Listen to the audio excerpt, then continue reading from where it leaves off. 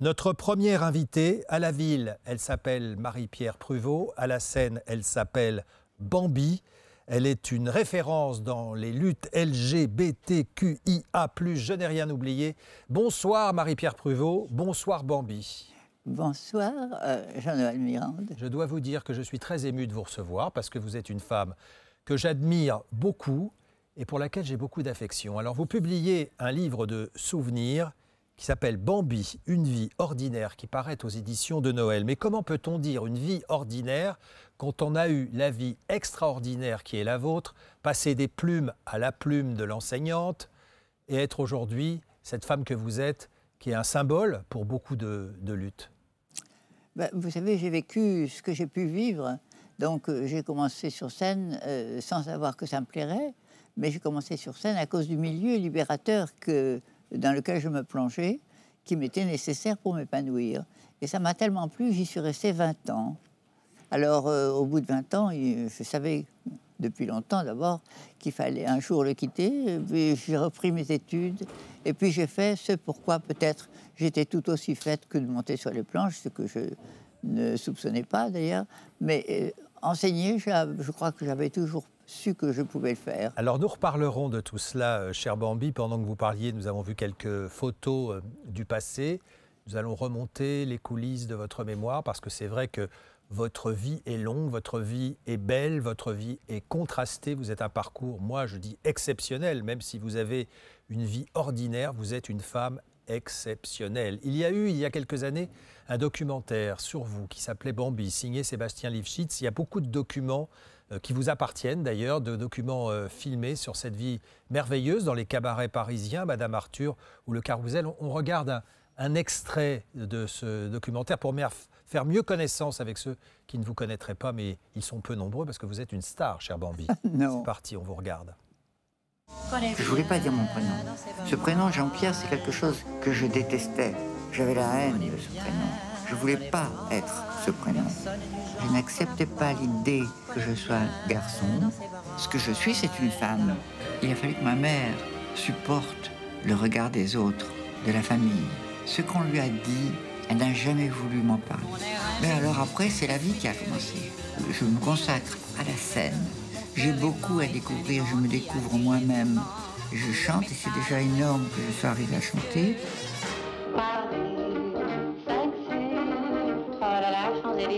Tu es malade, tu vas vivre en femme, mais tu seras toujours ce que tu es. On te fera des ennuis, on verra ton nom est là. Je veux bien ne pas choquer la société, mais je veux qu'on me laisse vivre. C'est cette résistance qui a vaincu en quelque sorte les résistances de la société.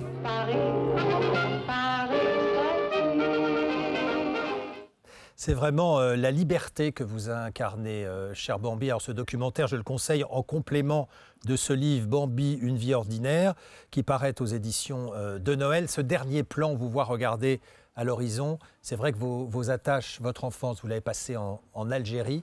Vous êtes né en Algérie, on va le dire comme ça, dans le corps qui n'était pas le bon. Disons-le, puisque c'est comme ça qu'on le dit aujourd'hui. Mais enfin, c'est vrai que j'ai beaucoup souffert, sans le dire à personne, jamais, d'être comme j'étais. Et j'attendais, j'espérais, je comptais sur les miracles aussi. Et puis, j'ai vu que les miracles ne se produisent pas comme ça si facilement et qu'il faut un peu les aider.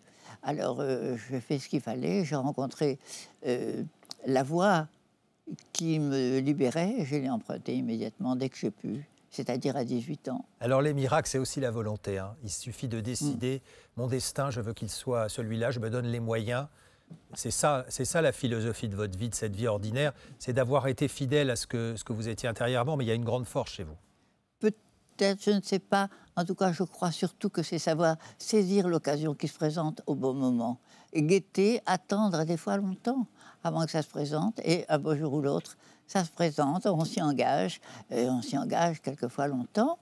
Enfin, on arrive à sortir de d'une situation pour entrer dans une autre. Alors, on a vu des photos de vous en garçon, puisque vous vous appeliez un prénom que vous détestez, puisque vous n'arriviez pas à le dire.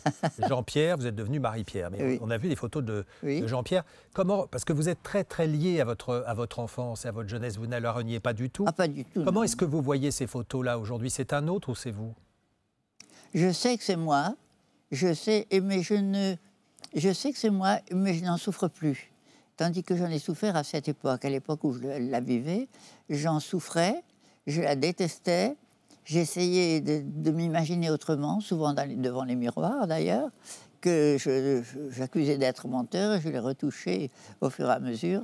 Mais autrement, non, je n'en souffre plus du tout. Alors, je sais que c'est le passé. Vous êtes aujourd'hui, tant d'années après, chère Marie-Pierre Prevot, chère Bambi, je l'ai dit, un symbole, une égérie, une icône, choisissez le mot que vous voudrez, des luttes LGBTQIA+. Ça, c'est malgré vous, parce qu'en fait, tout ça vous a donné raison aujourd'hui. Vous êtes, pour beaucoup, l'illustration de nombreuses années de lutte.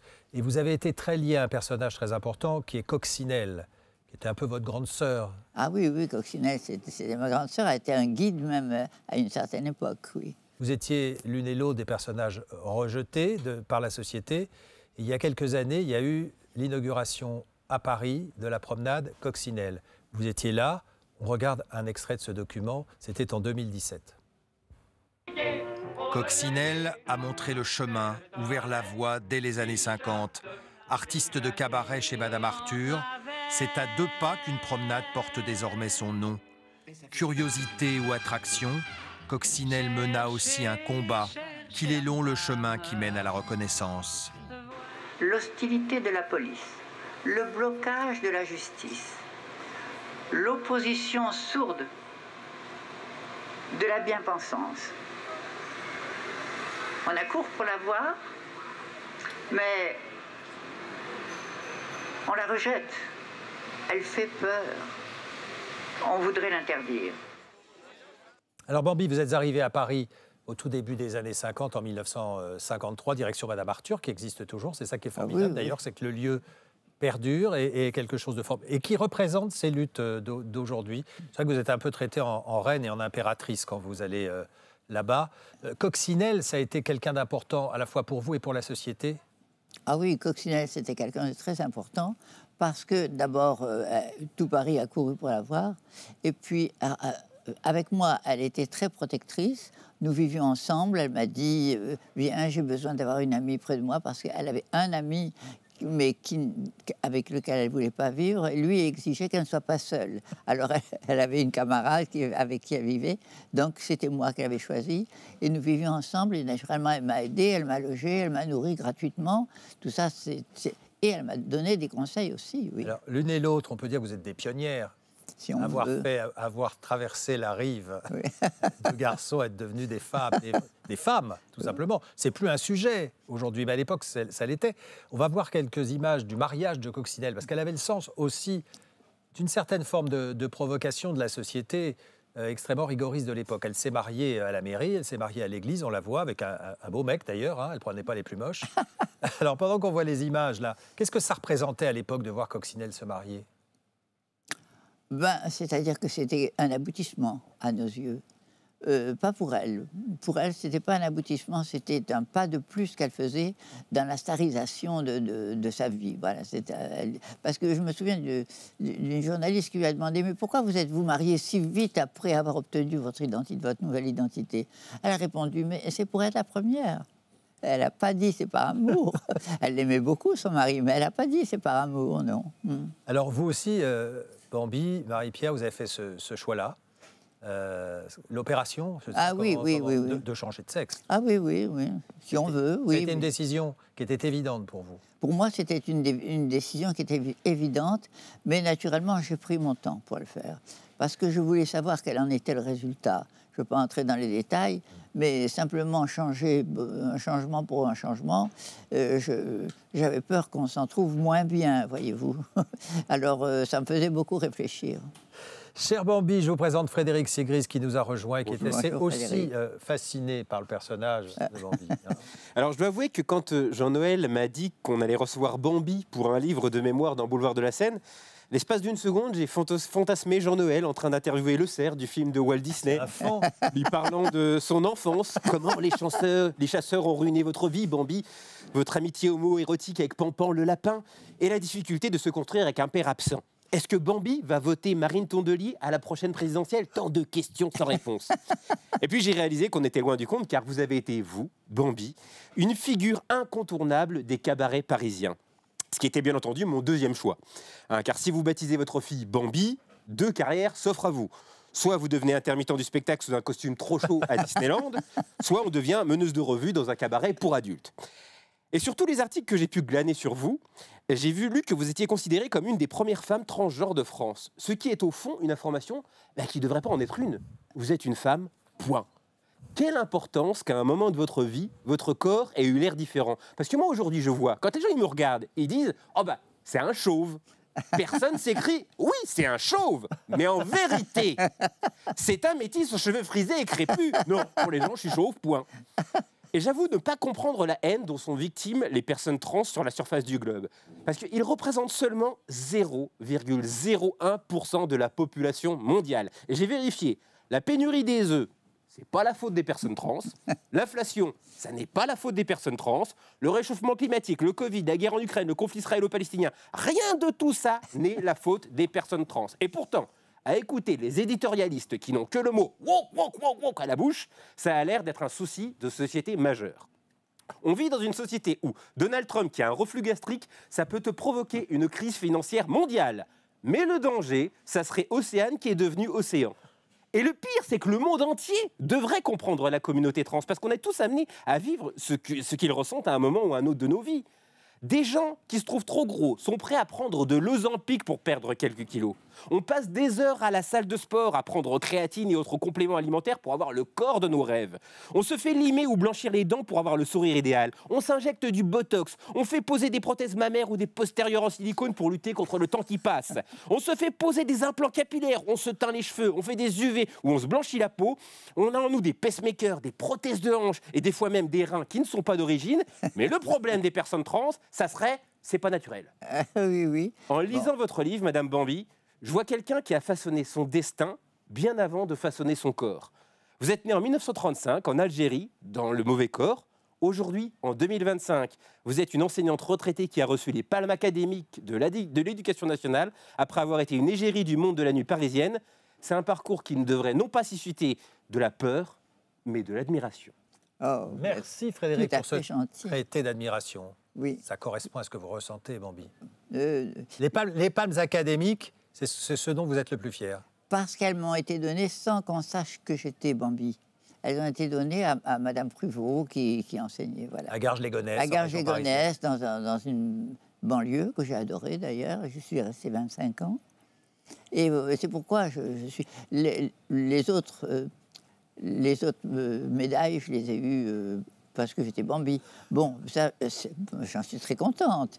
Mais j'en suis pas aussi flattée que j'ai été des palmes académiques. On retrouve tout cela, cher Bambi, dans Bambi, une vie ordinaire que vous avez écrit avec Anna Kachatourova. Anna Kachatourova, qui a un talent extraordinaire, une patience C'est admirable. une jeune femme, hein, parce qu'il y a là aussi ces deux générations. Une très jeune femme admirable, qui est très proche de moi, qui m'a beaucoup aidée à travailler, parce que mon autobiographie avait déjà été faite. Je n'avais pas très envie de recommencer cette autobiographie, qui est partie d'un livre qui n'en était pas une. Donc elle a souhaité s'adresser directement à vous, par l'intermédiaire de la caméra. Elle vous parle directement, Bambi. Là, Anna, oui, on l'écoute. Anna me parle. Chère Marie-Pierre, pour préparer ce livre qu'on a écrit à 4 mains, j'ai eu la chance de discuter longuement avec vous de votre parcours. Vous m'avez fait rire, vous m'avez énormément ému, vos souvenirs m'ont passionné. Mais j'espère surtout avoir réussi une chose, c'était vous convaincre que pour quiconque reçoit votre parole, votre vie se lit comme une leçon de persévérance et de courage. On a beaucoup discuté de la notion d'échec que vous appliquez à certaines étapes de votre parcours, mais moi j'y vois surtout une série d'obstacles vaincus. Je pense vraiment qu'on peut être fier de sa vie Quand on sait qu'en dépit de la peur, des déceptions et des sacrifices, on a su rester soi-même sans concession. Ça, c'est une vraie réussite. Et c'est la vôtre. Alors je voudrais savoir si j'ai réussi à vous en convaincre. Réponse, Bambi. Est-ce qu'elle a réussi à vous en convaincre? Elle est trop généreuse avec moi, Anna, être généreuse. Elle n'a pas compris que je croyais vraiment dans des échecs quelquefois. En particulier, d'écrire. C'est très difficile d'écrire pour moi. Enfin, je la remercie beaucoup. Je suis très émue de venir de l'entendre. C'est très difficile d'écrire pour vous, mais vous passez votre temps, moi qui vous connais un peu, à lire et à écrire. C'est vrai, oui. J'aime beaucoup lire parce que naturellement ça me change. Chaque livre est un monde différent et j'aime bien les découvrir. Enfin, certains que j'adore, d'autres sur lesquels je reviens parce que je ne peux pas m'en passer. Mais enfin, après, ça me donne pas d'idée, mais ça me replonge dans mon propre monde qui est à la fois familier avec les autres et étranger aussi. C'est difficile à dire. La transmission, Bambi, Madame Pruvot, professeure à Serge-les-Gonesse, ça, c'est quand même une vie de... Parce que les gens ne savaient rien de ça. Ah non, c'était dans une espèce de clandestinité. Non. Alors, on va voir quelques photos de vous en professeur. Vous étiez un professeur d'abord très exigeant, oui. Très aimé de vos élèves. Je le sais parce que certains... Quand ils ont découvert après, oui. Ils vous ont écrit, ils viennent vers vous. Oui, c'est vrai. Oui, c'est vrai. Beaucoup, oui. Une majorité le fait, oui. J'ai beaucoup de lettres, de mots envoyés par Internet et que je reçois. Puis j'ai vu des élèves que j'ai vus aussi, dont certains sont passés dans certaines émissions de télévision pour témoigner. Et là, ce qui est formidable dans votre parcours, c'est que vous aviez arrêté vos études pour venir travailler à Paris dans les cabarets. Oui. Et la révolution de mai 68 a été une révolution pour vous, mais une révolution intérieure, puisque vous êtes allé passer votre bac par correspondance, puis vous inscrire à la Sorbonne, ben oui. Reprendre des études à 34 ans. Ben oui, mais c'était bien.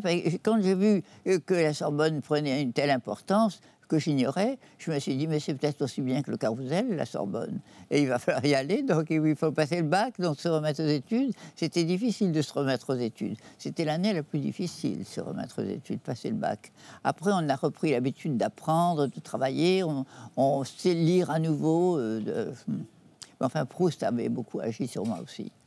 C'est bien, on va terminer sur Proust parce que je sais que c'est votre auteur favori. Moi, je trouve ça, c'est par hasard que c'est arrivé comme ça dans la conversation. C'est bien. Ça nous permet de dire deux mots sur la littérature que vous adorez. Bambi, une vie ordinaire, c'est aux éditions de Noël. C'est un livre formidable, c'est un parcours de vie formidable, l'exercice d'une volonté, d'une élégance, d'une discrétion, d'une sagesse et d'un humour, parce que vous avez beaucoup d'humour, cher Bambi. Je ne sais pas.